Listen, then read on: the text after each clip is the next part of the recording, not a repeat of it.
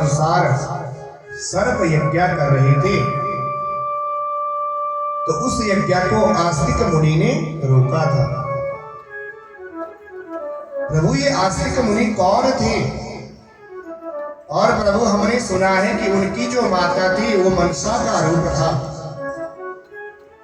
प्रभु हम उस पावन कथा का गुणगान सुनना चाहते हैं। बोली मनसा मैया की।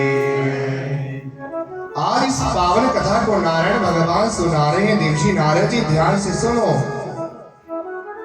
भगवती मनसा का जो भी गुणगान करता है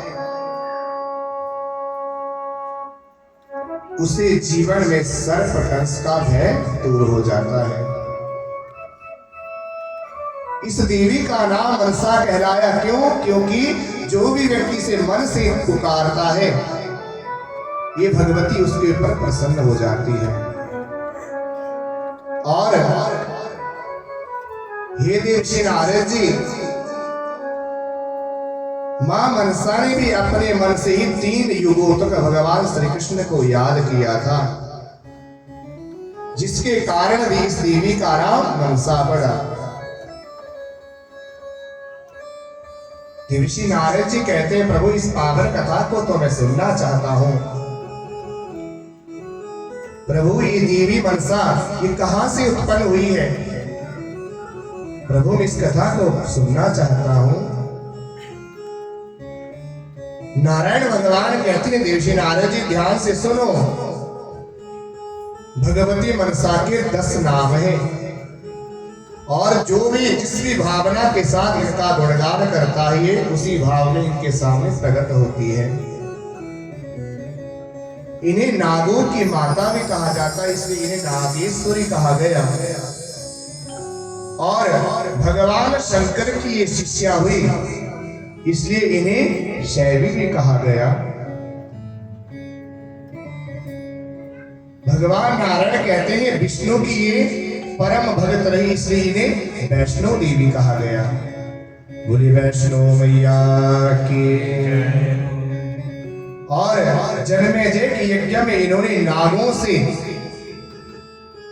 उस यज्ञ को रोका था, नागों की रक्षा की, इसलिए इन्हें नागेश्वरी कहा गया।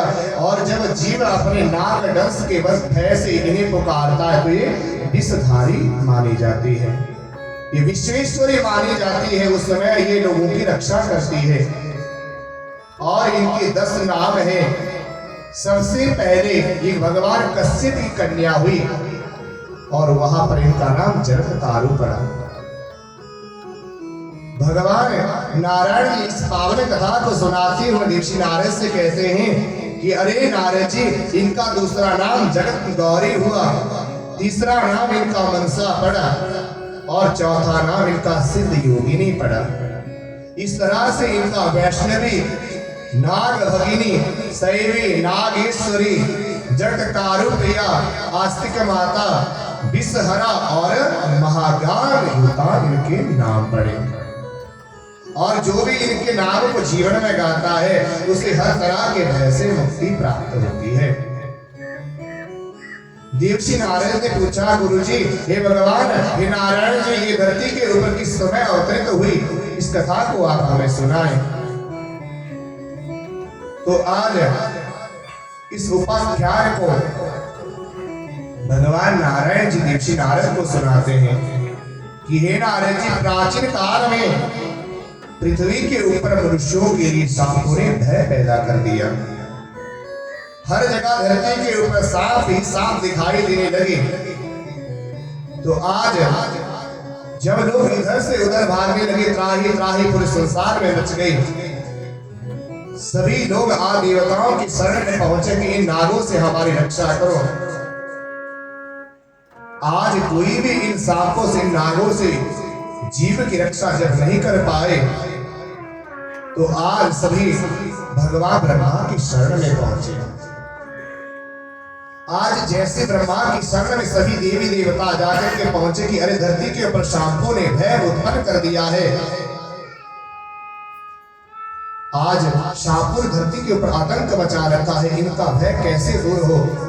आप ब्रह्मा के पास पहुंचे आज जैसे ब्रह्मा के पास सभी देवी देवता पहुंचे हैं, ब्रह्मा जी कश्यप के साथ मिलकर के आज भगवती मनसा देवी को याद कर रहे हैं। माँ भगवती की प्रार्थना कर रहे हैं, मैया हम आपके दरबार में आए हैं, माँ इन कष्टों से हमें मुक्ति प्रदान करो। या देवी सर्वभूतेषु मनसा रूपेण संस्थिता नमस्तस्यै नमस्तस्यै नमस्तस्यै नमो